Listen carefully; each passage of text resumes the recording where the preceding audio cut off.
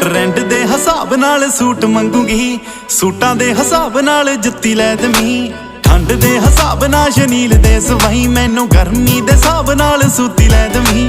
Bio ਵਿੱਚ ਜਿੰਦੇ ਨਾਲ ਟੇਕਨ ਲਿਖੂੰ, ਤੈਥੋਂ ਵੀ ਲਿਖਾਵਾਂ ਐਸਾ ਕੋਈ ਚੱਲ ਨਹੀਂ। ਨਿੱਕੇ ਨਿੱਕੇ ਚਾਹ ਤੇਰੀ ਜੱਟੀ ਦੇ, ਤੂੰ ਜੱਟਾ ਨਾ ਵੀ ਪਗਾਏ ਤਾਂ ਵੀ ਕੋਈ ਗੱਲ ਨਹੀਂ।